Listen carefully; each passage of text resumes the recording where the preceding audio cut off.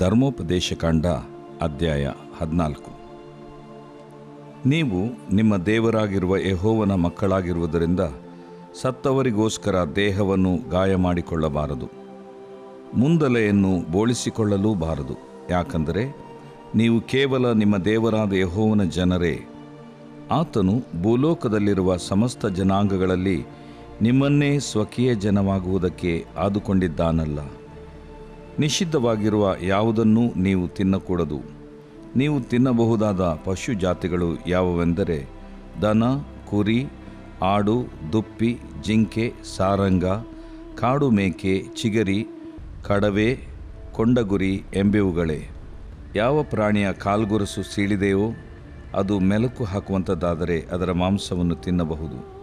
ಆದರೆ ಯಾವ ಪ್ರಾಣಿಯು ಮೆಲುಕು ಹಾಕಿದರೂ ಗೊರಸು ಸೀಳಿರುವುದಿಲ್ಲವೋ ಮತ್ತು ಯಾವ ಪ್ರಾಣಿಯ ಗೊರಸು ಸೀಳಿದ್ದರೂ ಮೆಲುಕು ಹಾಕುವುದಿಲ್ಲವೋ ಅವುಗಳ ಮಾಂಸವನ್ನು ನೀವು ತಿನ್ನಬಾರದು. ದೃಷ್ಟಾಂತ: ಒಂಟೆ, ಮೊಲ, ಬೆಟ್ಟದ ಮೊಲ ಇವುಗಳು ಮೆಲುಕು ಹಾಕುವಂಥವುಗಳಾದರೂ ಸೀಳು ಗೊರಸು ಇಲ್ಲವಾದ ಕಾರಣ ಅವು ನಿಮಗೆ ಅಶುದ್ಧ.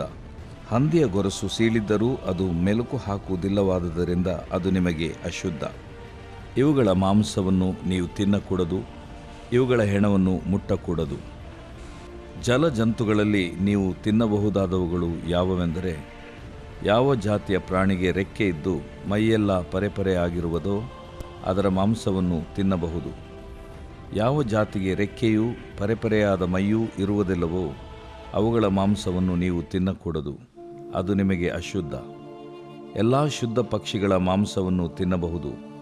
ತಿನ್ನಕೂಡದವುಗಳು ಯಾವುವೆಂದರೆ ಗರುಡ, ಬೆಟ್ಟದ ಹದ್ದು, ಕ್ರೌಂಚ, ಗಿಡಗ, ಹಕ್ಕಿಸಾಲೆ, ಸಕಲ ವಿಧವಾದ ಹದ್ದು, ಸಕಲ ವಿಧವಾದ ಕಾಗೆ, ಉಷ್ಟ್ರಪಕ್ಷಿ, ಉಲೂಕ, ಕಡಲ್ಹಕ್ಕಿ, ಸಕಲ ವಿಧವಾದ ಡೇಗೆ, ಗೂಬೆ, ಹೆಗ್ಗೂಬೆ, ಕರೇಟು, ಚೀಲಮೂಗಿ, ರಣಹದ್ದು, ನೀರು ಕಾಗೆ, ಕೊಕ್ಕರೆ, ಸಕಲ ವಿಧವಾದ ಬಕ, ಹೆಡೆಹಕ್ಕಿ, ಕಣ್ಣಕಪಡಿ. ರೆಕ್ಕೆಯುಳ್ಳ ಕ್ರಿಮಿಕೀಟಗಳೆಲ್ಲವೂ ನಿಮಗೆ ಅಶುದ್ಧ, ಅವುಗಳನ್ನು ತಿನ್ನಕೂಡದು. ರೆಕ್ಕೆಯುಳ್ಳವುಗಳಲ್ಲಿ ಶುದ್ಧ ಜಾತಿಯವುಗಳನ್ನು ಮಾತ್ರ ತಿನ್ನಬಹುದು. ಸತ್ತು ಬಿದ್ದದ್ದನ್ನು ನೀವು ತಿನ್ನಕೂಡದು. ನಿಮ್ಮ ಊರಲ್ಲಿರುವ ಪರದೇಶಿಯರಿಗೆ ಅದನ್ನು ತಿನ್ನುವುದಕ್ಕೆ ಕೊಡಬಹುದು, ಅನ್ಯರಿಗೆ ಮಾರಬಹುದು. ನೀವಾದರೋ ನಿಮ್ಮ ದೇವರಾದ ಯೆಹೋವನಿಗೆ ಪ್ರತಿಷ್ಠಿತರಾದವರು. ಆಡು ಮರಿಯನ್ನು ಅದರ ತಾಯಿಯ ಹಾಲಿನಲ್ಲಿ ಬೇಯಿಸಕೂಡದು. ಪ್ರತಿ ವರ್ಷದ ನಿಮ್ಮ ಹೊಲದ ಬೆಳೆಯಲ್ಲಿ ದಶಮ ಭಾಗವನ್ನು ಪ್ರತ್ಯೇಕಿಸಬೇಕು. ಧಾನ್ಯ, ದ್ರಾಕ್ಷೆ, ಎಣ್ಣೆ ಇವುಗಳಲ್ಲಿ ದಶಮ ಭಾಗವನ್ನು, ದನ ಕುರಿಗಳ ಚೊಚ್ಚಲು ಮರಿಗಳನ್ನು ನಿಮ್ಮ ದೇವರಾದ ಯೆಹೋವನ ಸನ್ನಿಧಿಯಲ್ಲಿ ಆತನು ತನ್ನ ಹೆಸರನ್ನು ಸ್ಥಾಪಿಸಿಕೊಳ್ಳುವುದಕ್ಕೆ ಆದುಕೊಳ್ಳುವ ಸ್ಥಳದಲ್ಲೇ ನೀವು ತಿನ್ನಬೇಕು. ಹೀಗೆ ನಿಮ್ಮ ದೇವರಾದ ಯೆಹೋವನಲ್ಲೇ ಯಾವಾಗಲೂ ಭಯಭಕ್ತಿಯುಳ್ಳವರಾಗಿರುವುದನ್ನು ಅಭ್ಯಾಸ ಮಾಡಿಕೊಳ್ಳುವಿರಿ. ನಿಮ್ಮ ದೇವರಾದ ಯೆಹೋವನು ಆದುಕೊಳ್ಳುವ ಸ್ಥಳವು ನಿಮಗೆ ದೂರವಾಗಿದ್ದು ಆ ಕಾಣಿಕೆಗಳನ್ನು ಅಷ್ಟು ದೂರ ಹೊತ್ತುಕೊಂಡು ಹೋಗುವುದು ಅಸಾಧ್ಯವಾದರೆ, ನಿಮ್ಮ ದೇವರಾದ ಯೆಹೋವನು ನಿಮಗೆ ಅಭಿವೃದ್ಧಿಯನ್ನುಂಟು ಮಾಡಿದ ಕಾಲದಲ್ಲಿ ಅವುಗಳನ್ನು ಮಾರಿಬಿಟ್ಟು ಆ ಹಣದ ಗಂಟನ್ನು ಆತನು ಆದುಕೊಂಡ ಸ್ಥಳಕ್ಕೆ ತೆಗೆದುಕೊಂಡು ಹೋಗಿ ಅಲ್ಲಿ ನಿಮ್ಮ ಇಷ್ಟಾನುಸಾರ ದನ, ಕುರಿ, ದ್ರಾಕ್ಷಾರಸ, ಮದ್ಯ ಮೊದಲಾದವುಗಳನ್ನು ಕೊಂಡುಕೊಂಡು ನೀವು, ನಿಮ್ಮ ಮನೆಯವರು, ನಿಮ್ಮ ಊರಿನ ಲೇವಿಯರು ನಿಮ್ಮ ದೇವರಾದ ಯೆಹೋವನ ಸನ್ನಿಧಿಯಲ್ಲಿ ಊಟ ಮಾಡಿ ಸಂತೋಷವಾಗಿರಬೇಕು. ಲೇವಿಯರಿಗೆ ನಿಮ್ಮೊಡನೆ ಯಾವ ಸ್ವಾಸ್ಥ್ಯವೂ ಇಲ್ಲವಾದ್ದರಿಂದ ನೀವು ಅವರನ್ನು ಕೈಬಿಡಬಾರದು. ಪ್ರತಿ 3ನೇ ವರ್ಷದ ಬೆಳೆಯ ದಶಮ ಭಾಗವನ್ನು ತಂದು ನೀವು ಇರುವ ಊರಲ್ಲಿಯೇ ಕೂಡಿಸಬೇಕು. ಆಗ ಊರಲ್ಲಿರುವ ಅನ್ಯದೇಶದವರು, ತಾಯಿ ತಂದೆ ಇಲ್ಲದವರು, ವಿಧವೆಯರು, ನಿಮ್ಮೊಡನೆ ಸ್ವಾಸ್ಥ್ಯವನ್ನು ಹೊಂದದೆ ಹೋದ ಲೇವಿಯರು ಉಂಡು ಸಂತೋಷವಾಗಿರಲಿ. ನೀವು ಹೀಗೆ ನಡೆದುಕೊಂಡರೆ ನಿಮ್ಮ ದೇವರಾದ ಯೆಹೋವನು ನಿಮ್ಮ ಎಲ್ಲ ಪ್ರಯತ್ನಗಳನ್ನು ಸಫಲ ಮಾಡುವನು. ದೇವರು ಪ್ರೀತಿಸುವ ಪ್ರೀತಿಯ ಬಿಗ್ ಜೆ ಟಿವಿ ಪ್ರಿಯ ವೀಕ್ಷಕರಿಗೆ ನಮ್ಮ ಕರ್ತನಾದ ಯೇಸು ಕ್ರಿಸ್ತನ ಹೆಸರಿನಲ್ಲಿ ನಿಮಗೆ ವಂದನೆಗಳು. ನಿಮಗೆ ಶುಭವುಂಟಾಗಲಿ, ನಿಮಗೆ ಕೃಪೆಯು ದೇವರಿಂದ ಉಂಟಾಗಲಿ, ದೇವರ ಮೆಚ್ಚುಗೆ ನಿಮಗಿರಲಿ. ಇಂದು ದೇವರ ವಾಕ್ಯವನ್ನು ನಾವು ಒಟ್ಟಾಗಿ ಅಧ್ಯಯನ ಮಾಡಿಕೊಳ್ಳುವಂತೆ ನಿಮಗೆ ಸ್ವಾಗತ ಬಯಸುತ್ತಿದ್ದೇವೆ. ಬನ್ನಿರಿ, ಇಂದಿನ ನಮ್ಮ ಅಧ್ಯಯನ ಧರ್ಮೋಪದೇಶ ಕಾಂಡ 14ನೇ ಅಧ್ಯಾಯ, the book of Deuteronomy chapter 14. 13ನೇ ಅಧ್ಯಾಯದಲ್ಲಿ ದೇವರು ಯಾವ ರೀತಿಯಾಗಿ ಒಂದು ವೇಳೆ ಒಬ್ಬ ಪ್ರವಾದಿಯಾಗಲಿ ಕನಸುಗಾರನಾಗಲಿ ಬಂದುಬಿಟ್ಟು ನಿಮ್ಮ ನಡುವೆ, ಅಂದರೆ ದೇವಜನರ ನಡುವೆ, ಲಕ್ಷಾಂತರ ಜನರು ಇರುವಂಥ ಇಸ್ರಾಯೇಲರ ನಡುವೆ ಬಂದುಬಿಟ್ಟು ಒಂದು ಹೊಸ ಬೋಧನೆಯನ್ನು ಹೇಳಿಬಿಟ್ಟು ಆ ಬೋಧನೆಯನ್ನು ಸ್ಥಾಪಿಸುವುದಕ್ಕೆ ಏನು ಮಾಡ್ತಾನೆ ಅಂದರೆ ಒಂದು ಅದ್ಭುತವನ್ನಾಗಲಿ ಮಹತ್ ಕಾರ್ಯವನ್ನಾಗಲಿ ನಾನು ಮಾಡ್ತೇನೆ ನೋಡ್ರಿ ಅಂತ ಹೇಳ್ಬಿಟ್ಟು ಅದ್ಭುತ ಮಾಡುವಾಗ ಅದು ಹಾಗೆಯೇ ಹೋಯಿತು, ಅದ್ಭುತ ಆಯಿತು. ಒಂದು, ಅವನು ಪ್ರವಾದಿ ಅಥವಾ ಕನಸುಗಾರ ಬಂದ ದೇವಜನರ ನಡುವೆ. ಎರಡನೇದು, ಅವನು ಒಂದು ಬೋಧನೆ ನೀಡಿದ. ಬೋಧನೆ ನೀಡಿದಾಗ ಆ ದೇವಜನರು ಅದನ್ನು ಕೇಳಿಸ್ಕೊಂಡ್ರು, ಅಂದರೆ ಟೈಮ್ ಕೊಟ್ಟರು, ಅವನಿಗೆ ಕೇಳಿಸ್ಕೊಂಡ್ರು. ಅದು ಹೊಸದಾಗಿದ್ದುದರಿಂದ ಅವರು ವಾಗ್ವಾದ ಮಾಡಲಿಕ್ಕೆ ಆಗಲಿಲ್ಲ. ಅದನ್ನು ಕೇಳಿಸ್ಕೊಂಡಿರುವಾಗ ಈ ಬಂದಂಥ ಪ್ರವಾದಿ ಅಥವಾ ಕನಸುಗಾರ ಏನು ಹೇಳ್ತಾನೆ ಅಂತ ಹೇಳಿದರೆ, ಈಗ ನಾನು ಕೊಟ್ಟಂಥ ಈ ಬೋಧನೆಯನ್ನು ಪ್ರೂವ್ ಮಾಡಲಿಕ್ಕೆ, ಇದು ಸರಿ ಅಂತ ರುಜುಪಡಿಸಲಿಕ್ಕೆ ನಾನು ಒಂದು ಅದ್ಭುತ ಮಾಡ್ತೀನಿ, ಒಂದು ಮಹತ್ ಕಾರ್ಯ ಮಾಡ್ತೀನಿ ಎಂಬುದಾಗಿ ಹೇಳಿಬಿಟ್ಟು ಆ ಅದ್ಭುತ ಮಾಡಿದಾಗ ಅದ್ಭುತ ಆಗೋಯ್ತು, ಮಹತ್ ಕಾರ್ಯ ನಡೆದೋಯ್ತು. ಹಾಗಾದರೆ ಏನು ಕನ್ಕ್ಲೂಷನ್, ತೀರ್ಮಾನ? ನಾನು ನೀಡಿದ ಈ ಹೊಸ ಬೋಧನೆ ನಿಜ ಎಂಬುದು. ಆದರೆ ದೇವರು ಹೇಳುವಂಥ ಒಂದು ಮಾತು ಏನೆಂದರೆ, ಅವನು ಆ ರೀತಿಯಾಗಿ ಹೇಳಿಬಿಟ್ಟು ತಾನು ಬೋಧಿಸಿದಂಥ ಬೋಧನೆಯನ್ನು ಸಾಬೀತುಪಡಿಸೋದಕ್ಕೆ, ಅದನ್ನು ಸ್ಥಾಪಿಸುವುದಕ್ಕಾಗಿ ಒಂದು ಅದ್ಭುತ ಇಲ್ಲವೇ ಮಹತ್ ಕಾರ್ಯವನ್ನು ಮಾಡಿ ಅದು ಆಗುವಂತೆ, ಅದ್ಭುತನೂ ಆಗೋಯಿತು, ಮಹತ್ ಕಾರ್ಯವನ್ನು ಆಗೋಯಿತು. ಆದರೂ ಕೂಡ ಅವನ ಉಪದೇಶ ನೀವು ಸ್ವೀಕಾರ ಮಾಡಬಾರ್ದು, ಅವನಿಗೆ ನೀವು ಕಿವಿಗೊಡಬಾರ್ದು, ಅವನ ಮಾತಿಗೆ ನೀವು ಕಿವಿಗೊಡಬಾರದು, ಅವನ ಮಾತಿಗೆ ಕಿವಿಗೊಡಬಾರದು ಎಂಬುದಾಗಿ ದೇವರು ಹೇಳ್ತಾನೆ. ಯಾಕೆ ಅಂತೇಳ್ಬಿಟ್ಟು ನಾನಾ ವಿಧವಾದ ಕಾರಣಗಳನ್ನು ದೇವರು ಕೊಡ್ಬೋದು, ಅಥವಾ ತರ್ಕಶಾಸ್ತ್ರಬದ್ಧವಾಗಿ ಅವನು ಹೇಳಿದ್ದು ಕರೆಕ್ಟಲ್ಲ ಅಂತ ನಮ್ಗೆ ಅನ್ನಿಸ್ಬೋದು. ಆದರೆ ದೇವರು ಹೇಳಿದ್ದು ಕರೆಕ್ಟು, ದೇವರು ಹೇಳಿದ್ದು ನಿಜ, ದೇವರ ಮಾತು ಸತ್ಯ. ದೇವರು ಹೇಳೋದು ಏನಂತ ಹೇಳಿದ್ರೆ, ನೀವು ನನ್ನನ್ನು ಪೂರ್ಣ ಮನಸ್ಸಿನಿಂದ ನನ್ನನ್ನು ಪ್ರೀತಿಸ್ತಿದ್ದೀರೋ ಇಲ್ಲವೋ, ಅಥವಾ ನೀವು ನನ್ನನ್ನು, ಹೌದು, ಇದು ಪ್ರೀತಿಯ ಟೆಸ್ಟ್ ಆಗಿತ್ತು. It was A test of love. ನನ್ನನ್ನು ಪೂರ್ಣ ಹೃದಯದಿಂದಲೂ ಮನಸ್ಸಿನಿಂದಲೂ ನನ್ನನ್ನು ಪ್ರೀತಿಸ್ತಿದ್ದೀರೋ ಇಲ್ಲವೋ ಎಂಬುದಕ್ಕೆ ಈ ಒಂದು ಟೆಸ್ಟ್ ಎಂಬುದಾಗಿ. ಆದ ಕಾರಣ ದೇವರು ಶಿಷ್ಟರನ್ನು, ನೀತಿವಂತರನ್ನು ಪರೀಕ್ಷಿಸುವ ದೇವರಾಗಿದ್ದಾನೆ. ಇದನ್ನು ಯೆರೆಮೀಯನು 20ನೇ ಅಧ್ಯಾಯ 12ನೇ ವಚನದಲ್ಲಿ, "Thou art the Lord, you are the God who test the righteous." ಶಿಷ್ಟರನ್ನು ಶೋಧಿಸುವ ಅಥವಾ ಪರೀಕ್ಷಿಸುವ ಅಂತ ಹೇಳೋಣ, ಪರೀಕ್ಷಿಸುವ ದೇವರು. ಆದ ಕಾರಣ ದೇವಜನರು ಒಂದು ಪರೀಕ್ಷೆಗೆ ಒಳಪಟ್ಟಿದ್ದಾರೆ, ಪರೀಕ್ಷಿಸಲ್ಪಡ್ತಾರೆ. ಅದೆಂಥ ಪರೀಕ್ಷೆ ಅಂದರೆ ಪ್ರಧಾನವಾಗಿ ಪ್ರೀತಿಯ ಪರೀಕ್ಷೆ. ಯಾಕಂದರೆ ನೆನಪಿರಲಿ, ಆದಿಕಾಂಡದಲ್ಲಿ ಕೂಡ ದೇವರು ಆಯ್ಕೆ ಮಾಡಿದಂಥ ಶಿಷ್ಟನು ಅಥವಾ ದೇವರ ಭಕ್ತನು, ದೇವರನ್ನು ನಂಬಿದವನು ಆಗಿರುವಂಥ ಅಬ್ರಹಾಮನು, ಅವನ ವಿಷಯದಲ್ಲಿ ನೋಡುವಾಗ ಆದಿಕಾಂಡ 22 ಮೊದಲನೇ ವಚನ, ಈ ಸಂಗತಿಗಳು ಆದ ಮೇಲೆ ದೇವರು ಅಬ್ರಹಾಮನನ್ನು ಪರಿಶೋಧಿಸಿದನು, ಟೆಸ್ಟ್ ಮಾಡಿದನು. ಹೇಗೆಂದರೆ ಆತನು ಅವನನ್ನು ಅಬ್ರಹಾಮನೆಂದು ಕರೆದು, ಈಗೋ ನಿನಗೆ ಪ್ರಿಯನಾಗಿರುವ ಒಬ್ಬನೇ ಮಗನಾದ ಇಸಾಕನನ್ನು ನನಗೆ ಕೊಟ್ಬಿಡು ಎಂಬುದಾಗಿ ಹೇಳ್ತಾನೆ. ಪ್ರೀತಿಯ ಪರೀಕ್ಷೆ. ಇಲ್ಲಿ ಕೂಡ 13:3 ಧರ್ಮೋಪದೇಶ ಕಾಂಡ, ಪ್ರೀತಿಯ ಪರೀಕ್ಷೆ. ಹಾಗಾದರೆ ಪರಿಹಾರ ಏನು? ಪರಿಹಾರ ದೇವರ ವಾಕ್ಯವನ್ನು ನಾವು ಪ್ರೀತಿಸಬೇಕು.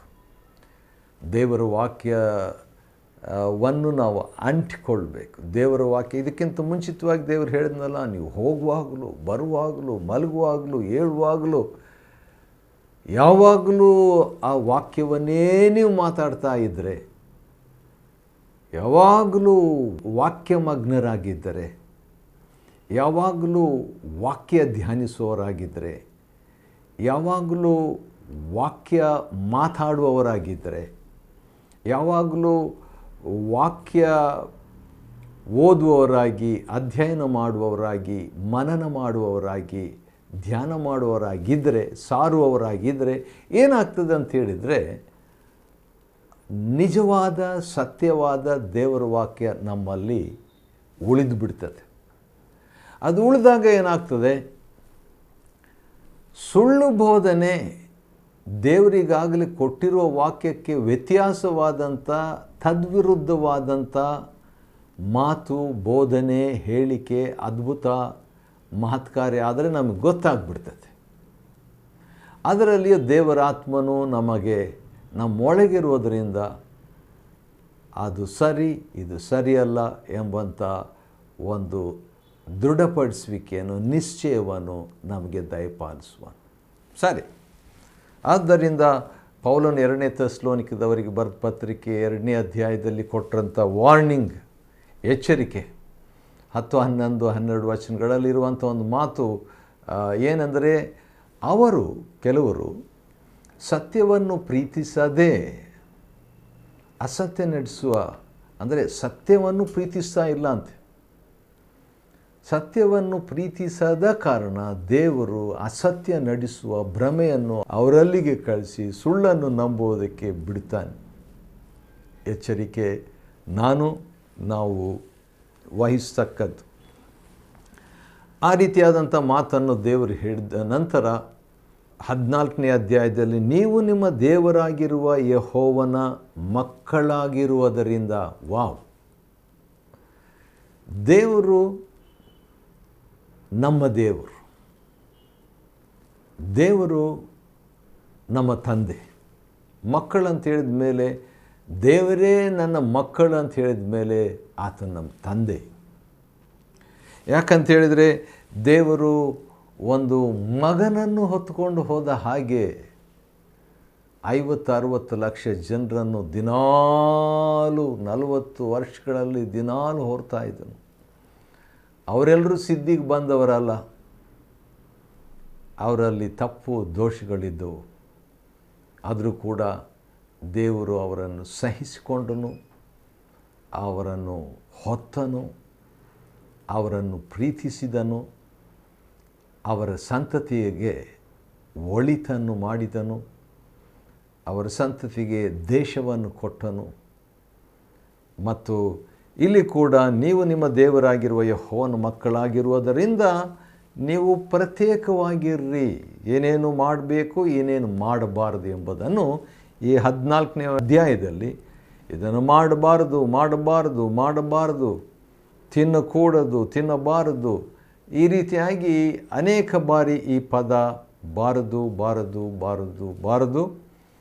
ಅಥವಾ ಬಹುದು, ಇದನ್ನು ಮಾಡ್ಬೋದು, ಇದನ್ನು ಮಾಡಬಾರ್ದು ಎಂಬಂಥ ಸ್ಟ್ರಿಕ್ಟಾಗಿ, ಖಡಾಖಂಡಿತವಾಗಿ, ಅದೇ ಸಂದರ್ಭದಲ್ಲಿ ಸ್ಪಷ್ಟವಾಗಿ ದೇವರು ವಿವರಿಸುವಾಗ ಸ್ಪಷ್ಟತೆ ಬರುತ್ತದೆ. When god explains, clarity is evident. ಯಾಕೆ ದೇವರು ಹೇಳಿದ್ದನ್ನೇ ಹೇಳ್ತಾ ಇದ್ದಾರೆ? ಯಾಕೆ ದೇವರು ಹೇಳಿದ್ದನ್ನೇ ವಿವರಿಸ್ತಾ ಇದ್ದಾರೆ? ಒಂದೇ ವಿಷಯ ಇರೋದು ಬೈಬಲ್ನಲ್ಲಿ, ಅಥವಾ ಒಬ್ಬ ವ್ಯಕ್ತಿ ಬಗ್ಗೆನೇ ಬೈಬಲ್ನಲ್ಲಿ ಇರೋದು, ಕ್ರಿಸ್ತನ್, ಮೆಸ್ಸಿಯನು, ಅಭಿಷಿಕ್ತನು. ಆತನ ಬಗ್ಗೆ ಬೇರೆ ಬೇರೆ ರೀತಿಯಲ್ಲಿ ದೇವರು ಯಾಕೆ ಇಷ್ಟೊಂದು ಎಕ್ಸ್ಪ್ಲೇನ್ ಮಾಡಬೇಕು? ಯಾಕಂತ ಹೇಳಿದರೆ, so that there will be a clarity, ಸ್ಪಷ್ಟತೆ. ದೇವರು ಬೇಕಾಗಿದ್ದರೆ ಒಂದೇ ಲೆಟ್ರು ಕೂಡ ಕೊಡ್ಬೋದು, ಬೈಬಲ್ ಒಂದೇ ಪೇಜ್ ಆಗಿದ್ದರೆ ಎಷ್ಟು ಚೆನ್ನಾಗಿರ್ತಿತ್ತು ಅಂತ ನಮ್ಗೆ ಅನಿಸ್ತದೆ. ಅಥವಾ ಬೈಬಲು ಇಷ್ಟೊಂದು ಆಜ್ಞೆಗಳಿರೋದಕ್ಕೆ ಬದಲಾಗಿ ಒಂದೇ ಒಂದು ಆಜ್ಞೆ ಇದ್ದಿದ್ರೆ ಎಷ್ಟು ಚೆನ್ನಾಗಿರ್ತಿತ್ತು ಅಂತ.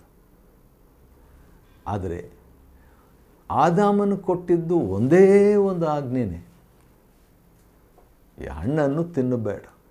ಹಾಗಾದರೆ ಆ ದಿವಸಗಳಲ್ಲಿ ಬೈಬಲ್ ಏನಂದರೆ ಹಣ್ಣನ್ನು ತಿನ್ನಬೇಡ ಅನ್ನುವಂಥದ್ದೇ ಒಂದು ಬೈಬಲ್ ಆಗಿತ್ತು. ಭಾಳ ಚಿಕ್ಕ ಬೈಬಲ್, ಒಂದೇ ಒಂದು ವಚನ ಇರುವ ಬೈಬಲ್, ಬಹುಶಃ ಒಂದೆರಡು ವಚನಗಳಿರುವಂಥ ಒಂದು ಬೈಬಲ್. ಒಂದು ಚಾಪ್ಟರ್ ಕೂಡ ಇರಲಿಲ್ಲ, ಒಂದು ಅಧ್ಯಾಯನ ಕೂಡ ಇರಲಿಲ್ಲ. ಅಷ್ಟು ಚಿಕ್ಕ 2-3 ವಚನಗಳಿರುವಂಥ 1, 2, 3 ಎಂಬುದಂಥ ವಚನಗಳಿರುವಂಥ ಬೈಬಲ್ ಏದೇನು ತೋಟದಲ್ಲಿತ್ತು. ಆದರೆ ನಮ್ಮ ಪೂರ್ವಿಕನಾದಂಥ ಆದಾಮನು ಅದನ್ನು ಕೂಡ ಮುರಿದು ಹಾಕಿಬಿಟ್ನು. ಇವತ್ತಿನ ದಿವಸ ನಮ್ಮ ಹತ್ರ ಇರುವಂಥ ಈ 66 ಪುಸ್ತಕ ಕ್ಲಾರಿಟಿ, ಸ್ಪಷ್ಟತೆ, ಹಳೆ ಒಡಂಬಡಿಕೆಯನ್ನು ಹೊಸ ಒಡಂಬಡಿಕೆ ವಿವರಿಸ್ತದೆ, ಹೊಸ ಒಡಂಬಡಿಕೆಯನ್ನು ಹಳೆ ಒಡಂಬಡಿಕೆಯು ವಿವರಿಸ್ತದೆ.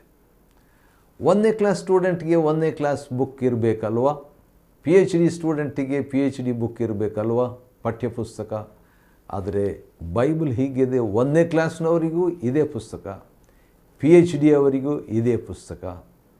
ಇದನ್ನು ಅರ್ಥ ಮಾಡಿಕೊಳ್ಳುವಂತೆ ಎಲ್ರಿಗೂ ಹುದುವಾಗಿ ದೇವರು ಕೊಟ್ಟಿದ್ದಾನೆ. ಆದ ಕಾರಣ ದೇವರು ಇದನ್ನು ಮಾಡಬೇಡ್ರಿ, ಇದನ್ನು ಮಾಡಿರಿ, ಇದನ್ನು ಮಾಡಬೇಡ್ರಿ, ಇದನ್ನು ಮಾಡಿರಿ ಎಂಬುದಾಗಿ ಸ್ಪಷ್ಟತೆಯನ್ನು ಕೊಟ್ಟಿದ್ದಾನೆ. ಅದಕ್ಕೆ ಒಂದು ಕಾರಣ, ಯಾಕೆ ಇದನ್ನು ಆತನು ಹೇಳಿದ್ದಾನೆ ಎಂಬುದಕ್ಕೆ 2ನೇ ವಚನದಲ್ಲಿ 14:2, ಯಾಕೆಂದರೆ ನೀವು ಕೇವಲ ನಿಮ್ಮ ದೇವರಾದ ಯೆಹೋವನ ಜನರೇ. ದೇವರ ಮಕ್ಕಳು ನೀವು, ದೇವ ಜನರು ನೀವು. ಆದ ಕಾರಣ ಇದನ್ನು ಮಾಡಬೇಡ್ರಿ, ಇದನ್ನು ಮಾಡಿರಿ. ಇನ್ನೊಂದು ರೀತಿಯಿಂದ ದೇವರು 14ನೇ ಅಧ್ಯಾಯದಲ್ಲಿ ಮಾಡಬೇಡ್ರಿ, ಮಾಡಿರಿ ಎಂಬುದನ್ನು ಬೇರೆ ರೀತಿಯಿಂದ ಹೇಳ್ತಾನೆ. ಇದು ಶುದ್ಧ, ಇದು ಅಶುದ್ಧ, ಇದು ಶುದ್ಧ, ಇದು ಅಶುದ್ಧ, ಇದನ್ನು ತಿನ್ನಿರಿ, ಇದನ್ನು ತಿನ್ನಬೇಡ್ರಿ, ಇದು ಶುದ್ಧ, ಇದು ಅಶುದ್ಧ, ಇದನ್ನು ಮಾಡಿರಿ, ಇದನ್ನು ಮಾಡಬೇಡ್ರಿ ಎಂಬುದಾಗಿ ಬೇರೆ ಬೇರೆ ರೀತಿಯಿಂದ ದೇವರು ತನ್ನ ಜನರಿಗೆ ಹೇಳ್ತಾನೆ. ಕಾರಣ, ಯಾಕಂದರೆ ನೀವು ಕೇವಲ ದೇವರಾದ ಯೆಹೋವನ ಜನರೇ. ಆತನು ಭೂಲೋಕದಲ್ಲಿರುವ ಸಮಸ್ತ ಜನಾಂಗಗಳಲ್ಲಿ ನಿಮ್ಮನ್ನೇ ಸ್ವಕೀಯ ಜನರಾಗುವುದಕ್ಕೆ ಆದುಕೊಂಡಿದ್ದಾನಲ್ಲ. You are a chosen people. ದೇವರು ನಿಮ್ಮನ್ನು ಆಯ್ಕೆ ಮಾಡಿದ್ದಾನೆ. ನೀವು ದೇವಜನರು. ಆದ ಕಾರಣ ದೇವಜನರಾಗಿ ಇಂತಿಂಥದ್ದನ್ನು ನೀವು ಮಾಡಬಹುದು, ಇಂಥದ್ದನ್ನು ಮಾಡಬೇಡ್ರಿ ಎಂಬುದಾಗಿ ಆತನು ಹೇಳುವಾತನಾಗಿದ್ದಾನೆ. ಮತ್ತು ಅದೇ ಸಂದರ್ಭದಲ್ಲಿ ದೇವರು ಇನ್ನೊಂದು ಕಾರಣವನ್ನು ಕೂಡ ಕೊಡುವಾತನಾಗಿದ್ದಾನೆ. 21ನೇ ವಚನದಲ್ಲಿ, ಧರ್ಮೋಪದೇಶ ಕಾಂಡ, ಡ್ಯೂಟ್ರಾನಮಿ ಚಾಪ್ಟರ್ 14:21, ನೀವಾದರೂ ನಿಮ್ಮ ದೇವರಾದ ಯೆಹೋವನಿಗೆ ಪ್ರತಿಷ್ಠಿತರಾದವರು. You are a dedicated person. ದೇವರು ಹೇಳ್ತಾನೆ, ನನ್ನ ಜನರು ನೀವು, 2ನೇ ವಚನ. ನಾನು ಆದುಕೊಂಡ ಜನರು, 2ನೇ ವಚನ. ಮತ್ತು ನನಗೆ ಪ್ರತಿಷ್ಠಿತರಾದವರು, 21ನೇ ವಚನ. ಆದ ಕಾರಣ ದೇವರು ಕ್ಲಾರಿಟಿ, ಸ್ಪಷ್ಟತೆಯನ್ನು ತನ್ನ ಜನರಿಗೆ ಕೊಡ್ತಾನೆ. ನನ್ನ ಜನರಾಗಿರಬೇಕಾದ್ರೆ, ನನ್ನ ಮಕ್ಕಳಾಗಿರಬೇಕಾದ್ರೆ, ನಾನು ಆದುಕೊಂಡವರಾಗಿರಬೇಕಾದ್ರೆ, ನನಗೆ ಆದಂಥವರಾಗಿರಬೇಕಾದ್ರೆ, ನನ್ನನ್ನು ನಂಬಿದವರಾಗಿರಬೇಕಾದ್ರೆ, ನನ್ನನ್ನು ಅಂದರೆ ದೇವರು ಹೇಳುವಂಥದ್ದು, ದೇವರಿಗೆ ಪ್ರತಿಷ್ಠಿತರಾಗಿರಬೇಕಾದ್ರೆ, ದೇವರನ್ನು ಆರಾಧಿಸುವವರಾಗಿರಬೇಕಾದ್ರೆ, ದೇವರನ್ನು ಅನುಸರಿಸುವವರಾಗಿರುವವರಾದರೆ, ದೇವರಿಗೆ ಕಾಣಿಕೆ ಯಜ್ಞಗಳನ್ನು ಸಮರ್ಪಿಸುವಂಥವರಾಗಿರಬೇಕಾದರೆ, ದೇವರ ವಾಕ್ಯಗಳನ್ನು ಅನುಸರಿಸುವವರೂ ಆಗಿರಬೇಕಾದರೆ, ದೇವರಿಗೆ ತಕ್ಕಂತೆ ಅಥವಾ ದೇವರ ಮಕ್ಕಳಿಗೆ ತಕ್ಕಂತೆ ನಡ್ಕೊಳ್ಬೇಕು ಎಂಬುದಾಗಿ.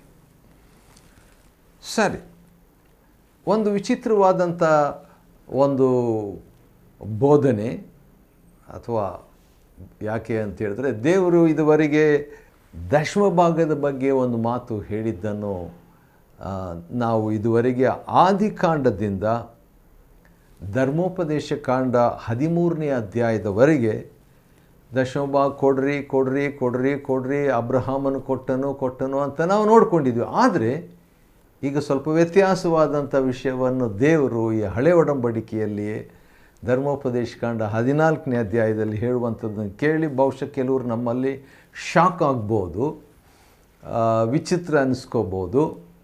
ಯಾಕಂತ ಅನಂತರ ನಾನು ಹೇಳ್ತೀನಿ. ಅದೇನಂತ ಹೇಳಿದ್ರೆ 22ನೇ ವಚನ, Deuteronomy chapter 14 verse 22 onwards about tithe, ದಶಮ ಭಾಗದ ಬಗ್ಗೆ ದೇವರು ಹೇಳುವಂಥ ಒಂದು ಮಾತು 22ನೇ ವಚನದಲ್ಲಿ, ಪ್ರತಿ ವರ್ಷದ ನಿಮ್ಮ ಹೊಲದ ಬೆಳೆಯಲ್ಲಿ ದಶಮ ಭಾಗವನ್ನು ಪ್ರತ್ಯೇಕಿಸಬೇಕು. Separate the ಟೈತ್.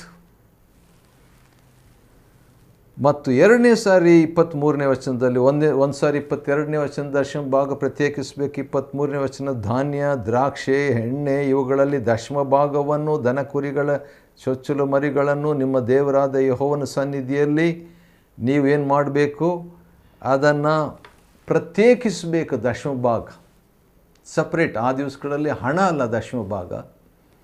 ಏನು ಮಾಡ್ತಿದ್ರು, ಅವರಿಗೆ ಧಾನ್ಯ, ದ್ರಾಕ್ಷೆ, ಎಣ್ಣೆ ಅಥವಾ ಕುರಿಗಳು ಇವುಗಳಲ್ಲಿ ದಶಮ ಭಾಗ ಕೊಡ್ತಿದ್ರು.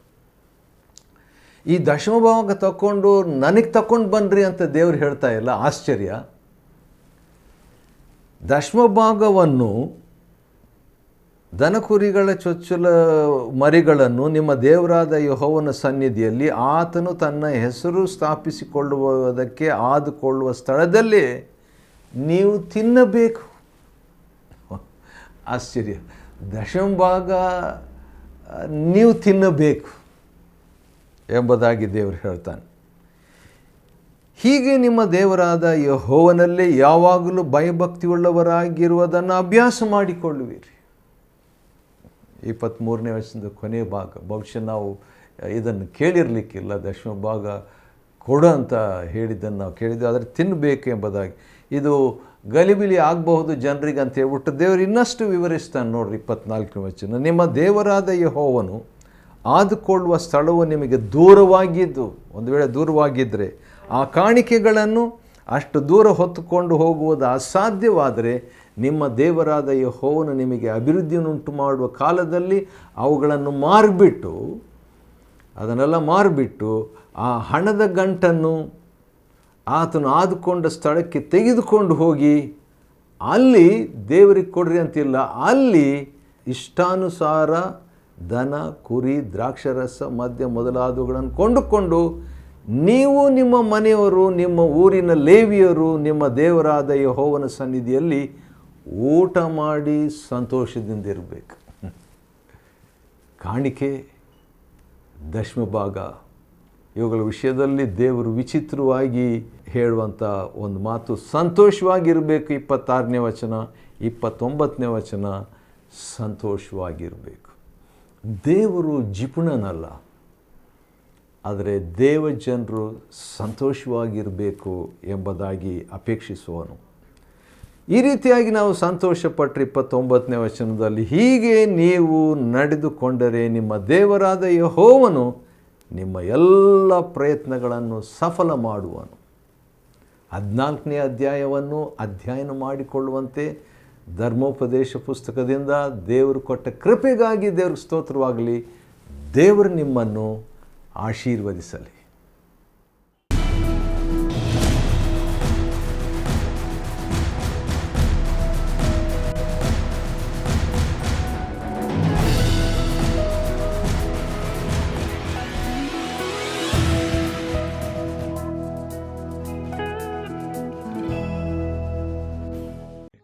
Chapter 14.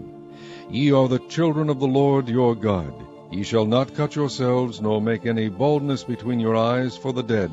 For thou art an holy people unto the Lord thy God, and the Lord hath chosen thee to be a peculiar people unto himself, above all the nations that are upon the earth. Thou shalt not eat any abominable thing. These are the beasts which ye shall eat, the ox, the sheep, and the goat, the hart, and the roebuck, and the fallow deer, and the wild goat, and the pygog, and the wild ox, and the chamois, and every beast that parteth the hoof, and cleaveth the cleft into two claws, and cheweth the cud among the beasts that ye shall eat.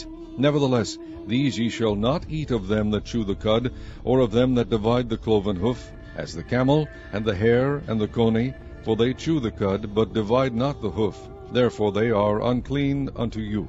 And the swine, because it divideth the hoof, yet cheweth not the cud, it is unclean to you. Ye shall not eat of their flesh, nor touch their dead carcass. These ye shall eat of all that are in the waters. All that have fins and scales shall ye eat. And whatsoever hath not fins and scales ye may not eat, it is unclean unto you. Of all clean birds ye shall eat. But these are they of which ye shall not eat, the eagle, and the ossifrage, and the osprey, and the glede, and the kite, and the vulture after his kind, and every raven after his kind, and the owl, and the nighthawk, and the cuckoo, and the hawk after his kind, the little owl, and the great owl, and the swan, and the pelican, and the gier eagle, and the cormorant, and the stork, and the heron after her kind, and the lapwing, and the bat. And every creeping thing that flieth is unclean unto you, they shall not be eaten. But of all clean fowls ye may eat. Ye shall not eat of anything that dieth of itself. Thou shalt give it unto the stranger that is in thy gates, that he may eat it, or thou mayest sell it unto an alien, for thou art an holy people unto the Lord thy God. Thou shalt not seethe the kid in his mother's milk. Thou shalt truly tithe all the increase of thy seed, that the field bringeth forth year by year. And thou shalt eat before the Lord thy God, in the place which he shall choose to place his name there, the tithe of thy corn, of thy wine, and of thine oil, and the firstlings of thy herds and of thy flocks, that thou mayest learn to fear the Lord thy God always. And if the way be too long for thee, so that thou art not able to carry it, or if the place be too far from thee, which the Lord thy God shall choose to set his name there, when the Lord thy God hath blessed thee, then shalt thou turn it into money, and bind up the money in thine hand, and shalt go unto the place which the Lord thy God shall choose. And thou shalt bestow that money for whatsoever thy soul lusteth after, for oxen, or for sheep, or for wine, or for strong drink, or for whatsoever thy soul desireth. And thou shalt eat there before the Lord thy God, and thou shalt rejoice, thou and thine household. And the Levite that is within thy gates, thou shalt not forsake him, for he hath no part nor inheritance with thee. At the end of 3 years thou shalt bring forth all the tithe of thine increase the same year, and shalt lay it up within thy gates. And the Levite, because he hath no part nor inheritance with thee, and the stranger, and the fatherless, and the widow, which are within thy gates, shall come, and shall eat and be satisfied, that the Lord thy God may bless thee in all the work of thine hand which thou doest.